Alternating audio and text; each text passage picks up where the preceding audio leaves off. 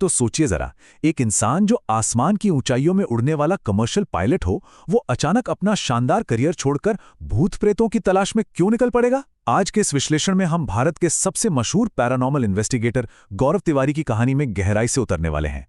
ये एक ऐसे इंसान का सफर था जिसने अपनी पूरी जिंदगी उन सवालों के जवाब खोजने में लगा दी जिनसे अक्सर हम लोग दूर भागते हैं। उनका ये सफर जितना रोमांचक था ना, उसका अंत उतना ही खौफनाक और अनसुलझा रहा। तो चलिए बिना किसी देरी के इस रहस्य को समझने की कोशिश करते हैं। अब जरा इस बात पर गौर कीजिए, ये कोटेशन सुनिए। आज हम पूरे यकीन से कह सकते हैं कि भूत ज्यादातर मामलों में सिर्फ हमारे दिमाग का वहम होते हैं। काफी हैरान करने वाली बात है ना? क्योंकि ये बात किसी और ने नहीं, बल्कि खुद भारत के सबसे जाने माने घोस्ट हंटर ने कही थी। एक ऐसा इंसान जिसने अपना जीवन भूतों की तलाश में बिताया। उसका ये मानना था कि किसी भी चीज को हकीकत में बदलने के लिए उसका पहले हमारे दिमाग में होना जरूरी है। मतलब वो सिर्फ सुनी सुनाई डरावनी कहानियों पर आंख मूंद कर विश्वास नहीं करते थे, बल्कि हर चीज को एक तार्किक और मनोवैज्ञानिक नजरिए से देखते थे। तो आखिर ये सब शुरू कैसे हुआ? चलिए कहानी को थोड़ा पीछे ले चलते हैं। 1984 में दिल्ली में जन्मे गौरव 2007 में कमर्शियल पायलट बनने की ट्रेनिंग के लिए फ्लोरिडा गए थे, और असल में यहीं से उनकी जिंदगी ने एक बहुत बड़ा मोड़ लिया। फ्लोरिडा के जिस अपार्टमेंट में वो रह रहे थे, वहां कुछ अजीबोगरीब घटनाओं का सिलसिला शुरू हुआ। रहस्यमयी फुसफुसाहटें, अजीब सी परछाइयां, और उनके एक रूममेट ने तो एक छोटी बच्ची की परछाई तक दिखने का दावा कर दिया। बस इसी अनुभव ने उनके मनोविज्ञान पर इतना गहरा असर डाला कि उन्होंने एविएशन की दुनिया ही छोड़ दी और फिर साल 2009 में इंडियन पैरानॉर्मल सोसाइटी की स्थापना कर दी। एक पायलट से सीधे पैरानॉर्मल इन्वेस्टिगेटर, ये वाकई एक बहुत बड़ा बदलाव था। यहाँ एक बात साफ कर देना बहुत जरूरी है, गौरव खुद को उन पारंपरिक तांत्रिकों या ओझाओं से बिल्कुल अलग रखते थे जो लोगों के डर का व्यापार करते हैं। उनका मकसद अंधविश्वास को बढ़ावा देना बिल्कुल नहीं था, बल्कि वैज्ञानिक प्रमाण खोजना था। वो पुरानी मान्यताओं और डर पर आधारित मिथकों को सिरे से खारिज करते थे। इसके बजाय किसी भी तथाकथित डरावनी जगह की जांच के लिए वो मनोविज्ञान, पर्यावरण विश्लेषण और आधुनिक तकनीक का सहारा लेते थे। तकनीक की बात करें तो उनके उपकरणों में सबसे पहला नाम आता है K2 EMF मीटर का। ये पैरानॉर्मल इन्वेस्टिगेटर्स का एक बहुत ही बेसिक लेकिन अहम टूल है। इसके पीछे की मान्यता ये है कि अगर कहीं कोई आत्मा या अदृश्य शक्ति है, तो वो उस जगह के इलेक्ट्रोमैग्नेटिक फील्ड यानी विद्युत चुंबकीय क्षेत्र में बदलाव ला सकती है। इस मीटर में अलग अलग रंग की लाइट्स होती हैं। इन्वेस्टिगेटर्स अक्सर हवा में सवाल पूछते हैं और ऐसा माना जाता है कि अगर कोई शक्ति मौजूद है तो वो इन लाइट्स को ब्लिंक करके हाँ या ना में जवाब दे सकती है। इसके बाद बारी आती है इंफ्रारेड और थर्मोग्राफिक कैमरों की। अक्सर आपने कहानियों में सुना होगा कि जहां भूत होते हैं वहां का तापमान अचानक गिर जाता है, राइट? इन्हें कोल्ड स्पॉट्स कहा जाता है। इसके पीछे की थ्योरी ये है कि जब कोई अदृश्य शक्ति या एंटिटी प्रकट होने की कोशिश करती है तो वो आसपास की हवा से ऊर्जा खींचती है, जिससे ठंडक बढ़ जाती है। ये खास कैमरे उसी तापमान के अंतर को स्क्रीन पर थर्मल इमेज या हीट सिग्नेचर के रूप में दिखाते हैं, जिससे ठंडी और गर्म जगहों का तुरंत पता चल जाता है। और हाँ, एक और बहुत ही दिलचस्प उपकरण है EVP यानी इलेक्ट्रॉनिक वॉइस फिनोमेना रिकॉर्डर। इसका काम उन रहस्यमयी आवाजों, कदमों की आहट या फुसफुसाहटों को रिकॉर्ड करना है जिन्हें इंसानी कान सामान्य रूप से बिल्कुल नहीं पकड़ सकते। जांचकर्ताओं का मानना है कि इन रिकॉर्डिंग्स को जब बाद में ध्यान से या कभी-कभी रिवर्स प्ले करके सुना जाता है तो उनमें आत्माओं के छिपे हुए संदेश साफ सुने जा सकते हैं। अब देखिए, हर कहानी के दो पहलू होते हैं। एक तरफ पैरानॉर्मल जांचकर्ताओं की ये सारी मान्यताएं हैं, जैसे कि ठंडी जगह या मशीनों का बीप करना आत्माओं का संकेत है। लेकिन दूसरी तरफ वैज्ञानिक और अकादमिक जगत इसकी बहुत कड़ी आलोचना करता है। विज्ञान की नज़र में ये पूरी तरह से सूडो साइंस या छद्म विज्ञान है। वैज्ञानिक इसे स्लॉपी अनॉमली हंटिंग कहते हैं। उनका तर्क है कि इन जांचों में कोई भी ठोस वैज्ञानिक आधार या कंट्रोल डेटा नहीं होता। बिना किसी परीक्षण के सिर्फ तापमान के गिरने या किसी मशीन के ब्लिंक करने को भूत मान लेना विज्ञान के नियमों के बिल्कुल खिलाफ है। इसी वैज्ञानिक आलोचना को समझने के लिए एक बहुत ही महत्वपूर्ण मनोवैज्ञानिक शब्द है कन्फर्मेशन बायस। कन्फर्मेशन बायस, इसका सीधा सा मतलब ये है कि हम इंसान अक्सर उसी जानकारी को खोजते या सच मानते हैं जो हमारे पहले से बने हुए विश्वासों को सही साबित करती हो।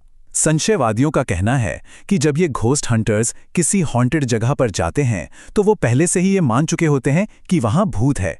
इसलिए अगर कोई मशीन थोड़ी सी भी आवाज करती है या हवा का कोई रैंडम झोंका भी आता है तो वो उसे तुरंत भूत की मौजूदगी का पक्का सबूत मान बैठते हैं। लेकिन इन तमाम वैज्ञानिक आलोचनाओं के बावजूद गौरव तिवारी के काम का जो पैमाना था ना, वो सच में हैरान करने वाला था। जरा इस आंकड़े पर गौर कीजिए, 6000। जी हां, गौरव और उनकी टीम ने पूरे भारत और विदेशों में करीब 6000 जगहों की जांच की। और इनमें सिर्फ भूतों के मामले नहीं थे, बल्कि रहस्यमयी जीव और यहां तक के यूएफओ एब्डक्शन से जुड़े दावे भी शामिल थे। ये नंबर खुद ब खुद बताता है कि वो अपने काम को लेकर किस हद तक जुनूनी थे। और सबसे दिलचस्प बात क्या है पता है? एक घोस्ट हंटर का टाइटल होने के बावजूद गौरव ने अनगिनत मामलों को पूरी तरह से वैज्ञानिक और तार्किक तर्कों से सुलझाया। उन्होंने कई बार साबित किया कि जिसे लोग भूत समझ रहे हैं वो असल में कार्बन मोनोऑक्साइड गैस के रिसाव के कारण होने वाला मतिभ्रम है, या फिर इंफ्रासाउंड यानी कम फ्रीक्वेंसी की ध्वनि है, या महज अत्यधिक मनोवैज्ञानिक तनाव का नतीजा है। मतलब उनका मकसद सिर्फ भूत खोजना नहीं, बल्कि सच सामने लाना था, चाहे वो सच पूरी तरह से वैज्ञानिक ही क्यों ना हो। इसका एक बहुत ही शानदार उदाहरण है राजस्थान का प्रसिद्ध भानगढ़ किला। हम सब जानते हैं कि भानगढ़ को भारत की सबसे डरावनी जगहों में गिना जाता है, लेकिन जब गौरव तिवारी और उनकी टीम ने वहां पूरी रात बिताई और बारीकी से जांच की, तो उन्होंने आधिकारिक तौर पर यह घोषणा कर दी कि भानगढ़ किला बिल्कुल भी हॉन्टेड नहीं है। उन्होंने साफ कहा कि वहां सिर्फ लोगों का डर और अंधविश्वास काम कर रहा है, जिसके कारण लोग वहां जाने से खौफ खाते हैं। वो सनसनीखेज दावों से ज्यादा सच्चाई और तार्किक जांच को अहमियत देते थे। खैर, अब हम इस कहानी के सबसे गंभीर और दुखद हिस्से की तरफ बढ़ते हैं। ये एक बहुत बड़ा मनोवैज्ञानिक सबक भी है। देखिए, लगातार ऐसी नकारात्मक, डरावनी और अत्यधिक तनावपूर्ण जगहों पर समय बिताना इंसान के लिए बिल्कुल भी आसान नहीं होता। जब कोई लगातार मौत, दुख और खौफ से जुड़े मामलों के बीच रहता है तो उसका एक गहरा मनोवैज्ञानिक प्रभाव होना तय है। और धीरे धीरे इसी जुनून ने गौरव के मानसिक स्वास्थ्य पर बहुत गहरा असर डालना शुरू कर दिया था।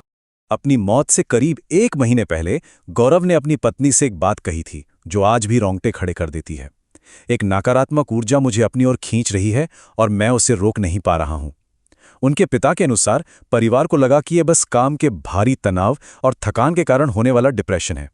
अब इस बात को सिर्फ एक अलौकिक या भूतिया घटना के तौर पर देखने के बजाय हम इसे अत्यधिक मानसिक थकान, अकेलेपन और उस गहरे मनोवैज्ञानिक दबाव के रूपक के रूप में भी देख सकते हैं जिससे वो उस वक्त गुजर रहे थे।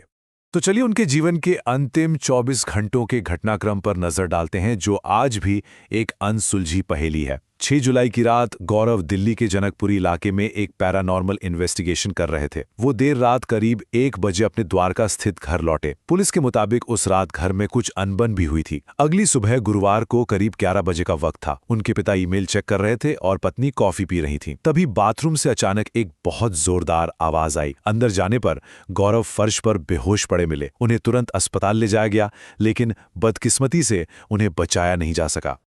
पुलिस की जांच और पोस्टमार्टम रिपोर्ट ने इस पूरी घटना को एक गहरे रहस्य में बदल दिया। मौत का कारण बताया गया एस्फिक्सिया यानी दम घुटना। उनकी गर्दन पर एक काली लकीर भी पाई गई थी। पुलिस को शुरू से ही ये आत्महत्या का मामला लग रहा था, लेकिन उनके परिवार ने इस बात को पूरी तरह से नकार दिया। उनकी हाल ही में शादी हुई थी और परिवार के मुताबिक वो बिल्कुल सामान्य जीवन जी रहे थे। सबसे बड़ी बात, पुलिस को उनके फोन या घर से ऐसा कोई भी सुराग नहीं मिला जो इस मौत की गुत्थी को सुलझा सके। अंत में ये पूरी कहानी हमारे सामने एक बहुत ही गहरा सवाल छोड़ जाती है। क्या गौरव तिवारी ने अपनी पूरी जिंदगी उस अनजान दुनिया का पीछा करने में बता दी, या फिर उस अनजान दुनिया ने ही आखिरकार उन्हें अपनी गिरफ्त में ले लिया? ये उन सभी के लिए एक बहुत बड़ी चेतावनी भी है कि जब हम लगातार इंसान के दिमाग और खौफ की गहरी खाइयों में उतरते हैं तो उसका अंजाम क्या हो सकता है। ये एक ऐसा रहस्य है जो शायद कभी पूरी तरह से ना सुलझ पाए। आज के इस विश्लेषण का हिस्सा बनने के लिए बहुत बहुत धन्यवाद।